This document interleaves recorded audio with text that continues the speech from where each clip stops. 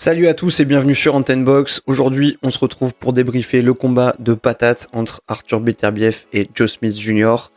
Alors, je vais commencer par vous dire que j'ai la haine parce que dès que j'ai un bon prono en tête, je fais pas de vidéo avant combat. Bon, après, peut-être qu'en faisant un podcast, les choses se seraient twistées, j'en sais rien. Mais en tout cas, dans ma tête, c'était fini au deuxième round et ça a pas raté. Alors après, si ce scénario était si clair dans ma tête, c'est pour des éléments très objectifs et c'est notamment parce qu'on sait que Joe Smith est un mec qui n'a pas une super garde, pas de gros mouvements de tête et qui est surtout, malgré tous ces points-là, un mec qui va à la guerre. Et aller à la guerre avec une mauvaise défense contre Beterbiev, c'est rarement une bonne idée. En revanche, dans l'esprit, ce que j'ai aimé de la part de Smith, c'est l'intention. Au début, j'ai trouvé ça pas mal, parce qu'il est bien agressif et il avance surtout en fait en gardant Beterbiev loin avec son allonge. Là on se dit que ça peut être intéressant s'il arrive à maintenir cette approche, surtout parce que Beterbiev a tendance à mettre du temps à rentrer dans les combats.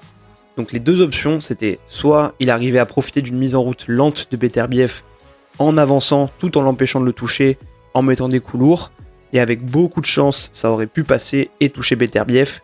Soit Joe Smith ne pourrait pas garder ce rythme, allait finir par entrer dans le combat à mi-distance et là il serait mort parce que Beterbiev ferait pas de cadeau et c'est exactement ce qui s'est passé.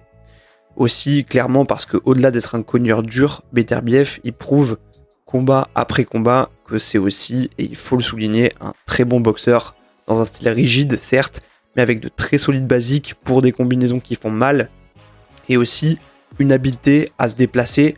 Là où Smith, clairement, c'est un boxeur qui est limité. C'est pour ça aussi que je parlais de chance tout à l'heure si Smith arrivait à toucher fort Beterbiev, parce que si on met dans la balance, et il faut le faire, le bagage technique de base des deux, c'est clairement pas gagné pour Joe Smith, et c'était beaucoup misé sur un lucky punch de sa part, ce qui peut arriver, hein, et encore une fois, peut-être que c'était finalement la seule stratégie viable ou à tenter pour lui, vu le différentiel de niveau, d'aller agresser très vite Beterbiev, avant qu'il n'appuie sur le bouton d'allumage pour le choquer avec un bon coup qui passe tôt dans le combat et pouvoir capitaliser là-dessus. On avait vu que Smith, il arrivait à imposer sa puissance sur d'autres adversaires moins complets, je pense notamment à Eleider Alvarez, mais dès que techniquement le niveau il s'élève, il était vite perdu. Contre Bivol déjà, bon après Bivol moi c'est mon chouchou depuis des années et je le mets un peu dans une catégorie à part, mais même contre un Vlasov où il prend son titre WBO, je suis désolé, mais jamais de la vie, il gagne ce combat. Jamais, jamais, jamais. Beaucoup de respect pour la carrière de Joe Smith. On se prenne pas, je suis juste obligé d'être dur pour matérialiser l'écart de niveau. Mais ce qu'il a réussi à faire avec ses moyens, c'est vraiment extraordinaire. Et quelle couille de bison il a eu pour monter sur un ring face à Beterbiev. Mais pour revenir donc à son combat contre Vlasov, on a aussi vu ses limites à imposer son punch contre un autre adversaire qui l'a bougé techniquement, tout en étant dans une dimension moindre que Bivol, même si attention, Vlasov, pour moi, il est extrêmement sous-estimé.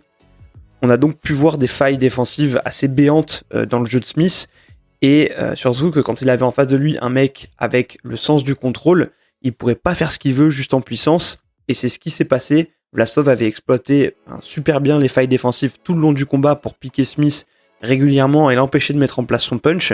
Et Smith là-dessus il gagne juste parce que Top Rank a déjà en tête le combat contre Beterbiev et que ça fera objectivement beaucoup plus vendre de mettre face à Beterbiev le working class héros américain que Vlasov, le russe à moitié inconnu. Mais ce vol-là, moi, il m'avait dégoûté et j'étais clairement pas le seul. Bref, ces récents combats-là, ça donnait déjà une indication de ce qui pourrait se passer là où Beterbiev sortait d'une mise à mort de Marcus Brown où malgré une plaie béante sur le front, il a su finir le combat quand il le devait. Donc ça montrait aussi le sang-froid, le fait d'être dur au mal et l'application d'un Beterbiev. Alors du coup, j'avoue que je me suis pas levé pour le combat. Le réveil il a sonné à 5h, mais j'étais tellement dans le pâté que c'était impossible de me lever. Et surtout parce que ce combat, pour moi, hein, je le répète, il avait 80% de chance d'être ultra expéditif. Donc j'avoue que j'ai eu la flemme. J'ai préféré me le faire ce matin avec un petit café, un bol de céréales. Et j'ai eu raison, c'était le mieux que j'ai pu faire. Après, forcément, je suis déçu que ça a été si rapide, parce que forcément, au démarrage, t'es excité quand dès le début, tu vois que ça part dans tous les sens. T'as envie d'y croire, tu te dis que ça va être un gros banger, mais dans le fond, tu le sais que, ok, là, ça nous donne du spectacle, mais que ça va être court, parce qu'il est en train de faire l'erreur de sa vie, Joe Smith, à se jeter sur Beterbiev. Il y a des boxeurs où tu peux pas juste dire « Allez, j'y vais avec mes couilles et advienne que pourra ». Il s'est lancé lui-même à l'abattoir et c'est dommage parce qu'avec plus de raison, il aurait pu gérer quelque chose de différent, même si, franchement, après avoir vu ça, c'est évident que l'issue, elle aurait été la même, ça aurait peut-être juste duré un peu plus longtemps. Donc au final, et comme je l'ai dit, aller chercher à surprendre fort dès le début, c'était peut-être sa seule opportunité. Malgré ça, faut le redire, encore bravo à lui pour son courage. Concernant Beterbiev, au-delà de sa boxe et de sa puissance, la puissance qu'il dégage, là-dessus il n'y a rien à dire, on a tous vu la démonstration de force. Moi, ce que j'aime aussi beaucoup, et je veux en parler, c'est son attitude. Tu vois que malgré son profil de tueur et comment on nous le vend, dans le fond, tu sens que c'est un bon gars. Ça m'avait déjà marqué dans ses combats précédents, mais tu vois que c'est le mec, dès qu'il a mis un coup dur, c'est pas celui qui va se jeter sur l'autre, qui va chercher à continuer comme certains qui essaient d'assassiner le mec au sol.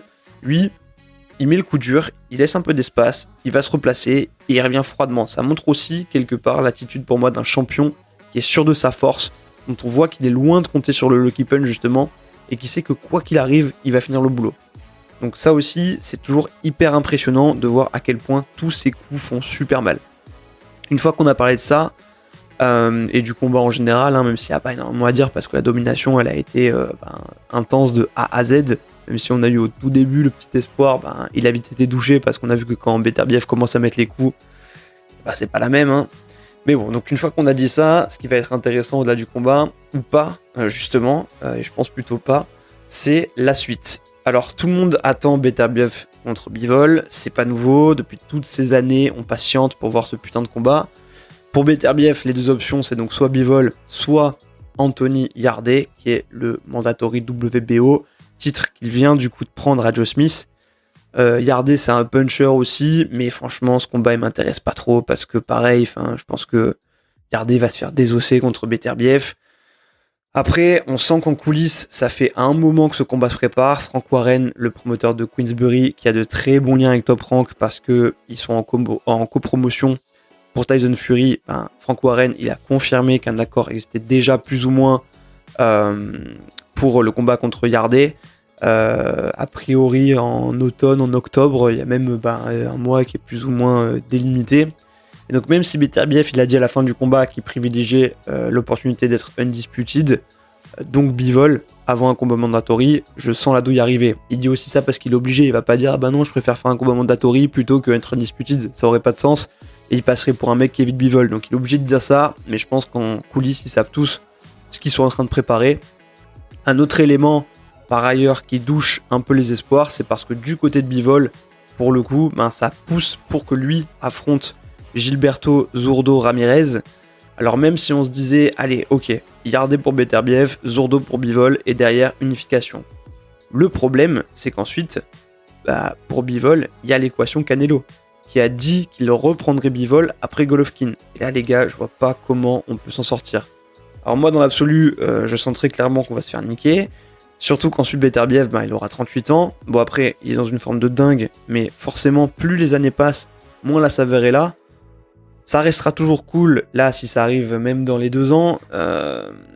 Mais pour avoir ce combat qu'on attend tous tellement, vu les enjeux autour, le temps presse de plus en plus. Alors dans l'absolu et dans l'immédiat en toute franchise, moi je sens arriver Yarde contre Beterbiev et Zurdo contre Bivol. Ça, je pense qu'on n'échappera pas.